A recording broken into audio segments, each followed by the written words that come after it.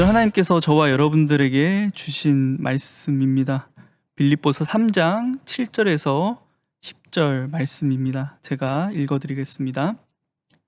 나는 내게 이로웠던 것은 무엇이든지 그리스도 때문에 해로운 것으로 여기게 되었습니다. 그뿐 아니라 내 주 예수 그리스도를 아는 지식이 가장 고귀함으로 나는 그 밖의 모든 것을 해로 여깁니다. 나는 그리스도 때문에 모든 것을 잃었고 그 모든 것을 오물로 여깁니다. 나는 그리스도를 얻고 그리스도 안에 있는 사람으로 인정받으려고 합니다. 나는 율법에서 생기는 나 스스로의 의가 아니라 그리스도를 믿는 믿음으로 말미암아 오는 의, 곧 믿음에 근거하여 하나님에게서 오는 의를 얻으려고 합니다.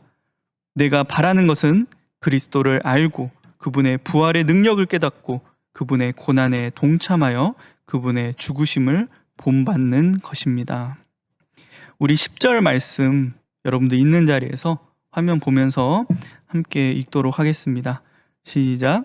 내가 바라는 것은 그리스도를 알고 그분의 부활의 능력을 깨닫고 그분의 고난에 동참하여 그분의 죽으심을 본받는 것입니다.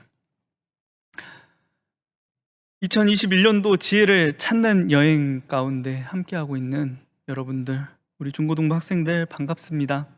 오늘 예수님께서 십자가에서 당하신 고난과 죽음을 극복하시고 다시 사신 예수님을 기념하는 부활절입니다. 지난주 광고에는 제가 부모님과 함께 예배드릴 것을 말씀드렸죠. 근데 생각해 보니까 그래도 여러분들과 함께 부활의 기쁨을 나누고 부활의 의미를 좀 더 쉽게 나누고자 부활절 감사 예배로 다시 여러분들과 만나게 되었습니다. 이 시간 저와 여러분들에게 허락해 주시는 말씀들을 통하여 부활의 의미를 발견하고 또 그 부활의 의미가 삶으로 적용되는 저와 여러분들 되길 진심으로 바랍니다. 더불어 저와 예배 드리고 나서도요, 꼭 시간을 내어서 담임 목사님께서 주시는 그 말씀을 여러분들 꼭 들어보시길 권면드립니다. 지난주 고난 주간을 맞이해서요, 여러분들에게 한 주 동안 여러분들이 즐겨하던 일을 조금은 줄이고 주님의 고난을 기억하는 삶을 우리가 함께 살아보자라는 이야기를 했었는데요. 여러분들 어떠셨어요? 우리가 즐겨하던 일들을 조금 멈출 수 있는 작은 범주에서의 금식을 말씀드렸는데, 또 유튜브, 게임들과 같은 미디어를 조금 멀리하는, 또 그 멀리한 시간만큼 주님의 고난을 기억하고 그에 합당한 삶을 사는 일 쉬었나요?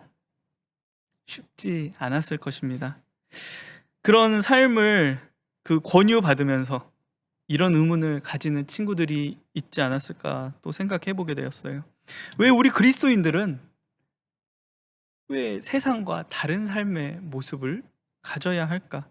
왜 꼭 유난스럽게 살아야 할까라는 생각을 했던 친구들은 없었나요? 그것은 이 고난 주간뿐만 아니라 우리가 항상 듣는 하나님의 말씀을 통해 인식하게 돼요. 그리스도인들은 세상과 다른 삶을 살아야 하는구나. 그리고 그 삶은 우리가 사는 이 세상 가운데서는 매력적으로 느껴지는 삶은 아니죠. 또 나에게 이익을 주지 않을 가능성이 더 많아 보이는 삶처럼 보여집니다. 우리가 살고 있는 이 세상은 현재 어떤 모습 가운데 있죠? 개인의 가치가 점점 높아지면서요, 개인주의를 넘어서 이제는 극심한 이기주의, 그리고 그것이 서로에 대한 갈등과 혐오로 변해가는 세상을 우리는 살아가고 있습니다. 살아간다, 내가 살고 있다라는 느낌보다는 살아남는다라는 느낌을 더 받는 것이 지금 이 세상인 것 같고요. 이익을 얻기 위해 나에게 이익이 되는 일이라면 나 이외의 다른 대상, 타인이 될 수도 있고요, 세상이 어떤 것이 될 수 있겠죠. 그것들의 희생을 너무도 당연하게 받아들이고 또 강요하는 세상입니다. 이익을 위해서는 법을 어기는 일도 하나의 방법처럼 느껴집니다. 비정상적인 방법을 사용하는 것, 비정상적인 방법으로 사는 것이 오히려 정상적인 것처럼 느껴지는 세상을 우리는 살아가고 있어요. 사람들은 그게 시대의 흐름이라 이야기하고요. 어떤 이들은 이런 세상을 두고 정글이라 표현하기도 합니다. 또 몇 년 전만 하더라도 한국의 청년들은 이 나라를 헬조선, 지옥이라 불렀어요. 그런데 우리가 믿고 따르는 성경은 이와 같은 세상 속에서 어떤 삶을 살아야 한다라고 가르치고 있죠. 남의 희생을 요구하는 삶보다 내가 희생하는 삶, 내 개인의 가치만큼 타인의 가치를 중요하게 여기는 삶, 예수를 위해서는 기꺼이 내 이익마저도 내려놓을 수 있는 삶을 우리에게 가르치고 있습니다. 예수님께서는요, 이런 삶들을 한마디로 말씀하십니다. 십자가를 지는 삶이다. 이 세상은 십자가를 지고자 하는 사람들, 그 십자가를 따르는 사람들을 향해 바보라고 손가락질합니다. 고난이고 죽음이고 고통의 상징인 왜 십자가를 따르려고 하는지 그들은 이해하려 하지 않습니다. 그리고 자신들과 다른 삶의 모습을 보이는 우리의 존재를 굉장히 껄끄럽게 여기고요. 그들이 사는 세상에서 밀어내려고 해요. 이런 모습은 지금 우리가 사는 이 시대뿐만 아니라 모든 교회의 공동체가 속했던 시대에 공통적으로 있었던 모습들입니다. 그래서 그 시대를 살아가는 많은 그리스도인들, 십자가를 지기를 원하는 많은 그리스도인들은 그 세상에서 밀려나지 않기 위해 세상이 요구하는 삶을 타협하고 살아가거나 또는 더 나아가 십자가를 내려놓기도 합니다. 그들은 십자가에서 어떠한 의미도 발견하지 못했어요. 하지만 반대로 여전히 예수께서 지라하신 십자가를 지고 살아갔던 사람들이 있습니다. 이 세상에서 누릴 수 있는, 내 능력으로 충분히 누릴 수 있는 유익들이 많음에도 불구하고 과감하게 그것들을 내려놓는 사람들이 있었다라는 거예요. 바로 오늘 말씀 가운데 만나보았던 사도 바울과 같은 사람들입니다. 오늘 빌립보 교회를 향해 하나님의 말씀을 전하고 있는 이 사도 바울은 그리스도를 위해 자신이 유익하다 여겼던, 이전까지 예수를 만나기 이전에 자신이 유익하다 여겼던 모든 것을 포기할 수 있는 사람이었습니다. 사도 바울을 비롯한 많은 이들이 이 십자가를 지는 삶을 마다하지 않았어요. 그들이 십자가를 내려놓지 않고 수많은 어려움 가운데서도 복음을 전하는 일을 멈추지 않았기 때문에 구원의 기쁜 소식이 소아시아 지역을 넘어 우리가 사는 한반도까지, 그리고 전 세계까지 퍼질 수 있게 되었다라는 것입니다. 그렇다면 그들이 어떻게 이 세상에서 누릴 수 있는, 충분히 누릴 수 있는 그 모든 이익들을 포기하면서까지, 더 나아가 많은 조롱과 위협을 받으면서까지, 세상에 밀려나는 어려움을 겪으면서까지 십자가를 내려놓지 않을 수 있었을까요? 그 이유는 하나님께서 우리를 구원하실 것이라는 분명한 믿음이 있었기 때문입니다. 그렇다면 그 믿음은 어디에서 오는 거예요? 내가 믿는다라고 해서 믿어지는 것입니까? 여러분들, 예수님께서 십자가의 고난과 죽음을 선택하셨음을 지난 시간 고난 주일 말씀으로 말씀을 드렸습니다.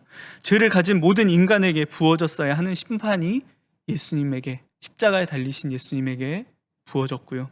이것으로 모든 죄의 문제가 해결되는 구원의 문이 활짝 열리게 되었습니다. 예수님께서 십자가의 죽으심으로 그 사건을 끝으로 마태, 마가, 누가, 요한복음이 끝났다면, 하나님께서 구원을 시작하셨다, 우리를 위해 하나님께서 구원을 시작하셨다라는 사실을 어떻게 알 수 있었을까요? 성경에 예수님께서 십자가에 달려 죽으신 직후에 갑자기 하나님께서 너희를 위해 구원이 시작됐어, 이 예수를 위해서 구원이 시작되었다라고 직접적으로 말씀하시나요? 성경 어디에도 그런 장면은 찾아볼 수 없습니다. 사람들 눈에는 하나님의 아들이라 자신을 지칭했고 그들의 왕이 되어줄 것 같았던 청년 예수가 너무도 허무하게 십자가에서 죽음을 맞이합니다. 예수님의 제자들도 예수님께서 십자가에 달려 죽으신 모습을 보고 자신의 원래의 삶으로 돌아갑니다. 세상으로 다시 돌아가요. 그런 그들이 이후에는 목숨을 걸고 복음을 전합니다. 예수님의 십자가를 전합니다. 그 일이 어떻게 가능할 수 있었을까요? 분명히 그들에게 하나님의 구원을 깨닫게 되는 분명한 사건이 있었다라는 것입니다. 그리고 그 사건이 바로 오늘 부활절, 부활입니다. 예수님께서 인간 누구도 깰 수 없었던, 인간이 마땅히 죄를 가진 인간이라면 마땅히 받았어야 하는 심판, 사망의 능력을 예수님께서 깨뜨리셨다라는 것입니다. 이 부활을 기점으로 제자들의 신앙과 삶의 바탕이 완전히 바뀌게 됩니다. 하나님께서 베푸시는 구원은, 이 제자들의 이전의 신앙, 이전의 믿음은 하나님께서 베푸시는 구원, 하나님께서 이루어 주시는 구원은 인간 나라의 회복일 거야 라는 그들의 믿음이 있었습니다. 그런데 예수님의 부활을 경험한 그들은 이 구원이 창조 때부터 죄로 인해 망가진 우리의 회복과 이 세상의 회복이라는 사실을 깨닫게 되는 것이에요. 그게 부활로서 확증된다라는 것입니다. 이 부활은 하나님께서 예수님의 십자가 사건을 통해 구원을 시작하셨다라는 대대적인 선포였고요. 또 그렇게 시작된 구원이 어떻게 완성될 것인가에 대한 청사진이기도 합니다. 하나님께서 이 모든 죄를 완전히 소멸하시는 마지막 심판 때에 우리 역시 예수님처럼 사망의 능력을 뛰어넘어 부활하게 된다라는 그 구원의 완성을 우리는 깨닫게 됩니다. 하나님께서 예수님을 통해 보이신 이 부활의 능력, 사망의 권세마저 깨뜨리는 이 부활의 능력은 이후 모든 그리스도인들과 교회 공동체가 이 땅을 살아가는 동력이 되었습니다. 이 땅에서의 고난과 죽음이 그것으로 그냥 끝이 아니라, 그 죽음이 아무 의미 없이 사라지는 것이 아니라 새로운 세상에서의 기쁨과 행복을 소망할 수 있게 되는 것입니다. 그렇게 이 부활은 우리가 예배 때마다 고백하는 사도신경 있죠. 이 사도신경에 적힌 내용이 우리 신앙의 기초입니다라고 고백하는 그 신앙 고백 가운데 그대로 들어가 있는 것입니다. 어떤 내용들이 있죠? 장사한 지 사흘 만에 죽은 자 가운데서 다시 살아나시며 예수님께서 다시 살아나신다라는 것을 우리는 고백하고요. 또 마지막 부분에 우리의 몸이 다시 사는 것을 우리는 믿음으로 또 고백하게 됩니다. 부활에 대한, 예수님의 부활, 또 이후에 우리의 부활에 대한 이 믿음의 고백은 우리가 예수를 선택함으로 세상에서 당하는 불합리함이 아무런 의미가 없는 것이 아니라는 사실을 우리에게 확실하게 깨닫게 해줍니다. 부활의 증거는 여전히 내 삶 가운데 하나님의 구원이 영향을 끼치고 있다는 사실을 깨닫게 해줍니다. 수많은 그리스도인들이 이 땅에 세워진 교회 공동체가 십자가를 지라는 그 어려운 요구 가운데서도 견딜 수 있었던 동력입니다. 그렇기에 바울도 고백하는 거죠. 10절 말씀입니다. 내가 바라는 것은 그리스도를 알고 그분의 부활의 능력을 깨닫고 그분의 고난에 동참하여 그분의 죽으심을 본받는 것입니다. 바울에게 찾아오는 수많은 그 어떤 어려움에도 불구하고 내게 부활의 능력이 있다면 나는 그것을 동참할 수 있고 본받아 그대로 살아갈 수 있습니다라는 믿음의 고백인 것입니다. 저와 여러분들 이 부활을 믿음으로 고백할 수 있었으면 좋겠습니다. 지금 우리가 가진 이성으로는 받아들이기 어려운 내용이죠. 하지만 이것은 지어낸 이야기는 분명 아닙니다. 하나님께서 구약을 배경으로 하는 수많은 선지자들의 입을 통해, 수많은 사람들의 입을 통해 계획해 오셨고 준비해 오셨던 사건이고요. 역사 가운데서도 이 청년 예수의 부활은 증거되었고, 또한 우리 이전까지 수많은 수억의 증인들이 이 증언이 사실이라고 고백하고 있습니다. 십자가를 지라라는 이 요구, 말씀을 들으면 저 역시 부담을 느낍니다.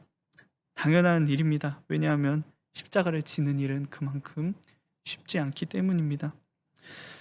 저도 이 일을 시작하면서, 이 길을 걷게 되면서요, 포기해야 하고 희생해야 되고 내려놓아야 하는 삶이라는 것을 알고 시작했음에도 불구하고 현실의 벽에 부딪힐 때면 현실에 타협하고 싶은 욕심이 올라올 때가 있습니다. 세상에서 저 잘 나간다라고 하는 사람들처럼 때로는 누리고 싶기도 하고요, 명예를 가지고 많은 이들에게 인정받고 싶은 욕심이 때로는 올라올 때가 있어요. 그런데 그럼에도 불구하고 십자가를 내려놓지 않는, 겨우겨우 십자가를 붙잡을 수 있는 그 힘은 부활의 능력이 나에게도 있음을 제가 믿음으로 고백하기 때문입니다. 마음으로는 아닌데 일부러라도, 입으로라도 고백하려고 노력합니다. 말씀을 나누는 여러분들에게도 이 부활의 능력이 믿음으로 고백되어지는 그런 신앙을 가지시길 바랍니다. 시간이 갈수록 더 어려운 삶들이 펼쳐지고요, 세상들이 펼쳐질 거예요. 그런데 예수를 따르는 일, 십자가를 지는 일을 포기하지 않길 바랍니다. 십자가를 내려놓지 않길 바랍니다. 구원이 확증된, 확실히 증거된 이 부활 사건을 여러분들 기억하시고 하나님께서 여전히 우리의 구원을 위해 일하고 계신다라는 사실을 여러분들 믿으시기 바랍니다.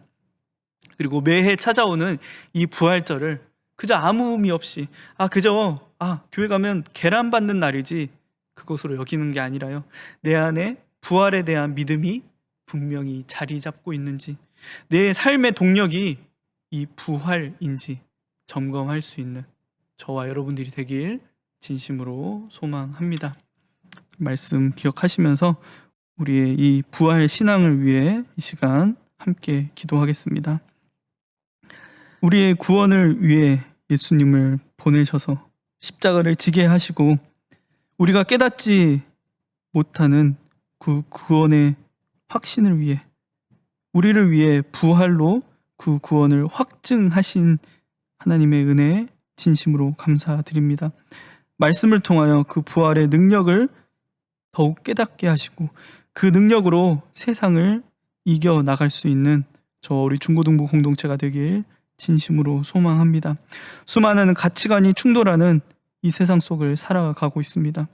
하지만 부활의 가치를 증거할 수 있는 증인의 삶도 용기 있게 살아갈 수 있도록 하나님 붙잡으시고 인도하여 주시옵소서. 이번 한 주, 또 오늘 하루, 그 부활에 대한 기쁨으로 기쁘고 행복한 하루, 또 한 주 될 수 있도록 하나님 인도하여 주시옵소서. 우리를 위해 십자가를 지시고 부활하신 예수님의 이름으로 기도드립니다. 아멘. 광고하겠습니다. 여러분들 언제나 여러분들의 소식 기다리고 있으니까 저에게 항상 알려주시기 바랍니다. 언제나 기다리고 있습니다. 네. 그리고 기쁜 소식, 오늘 부활절이니까 오늘 공과는 특별히 여러분들 하지 않도록 할게요.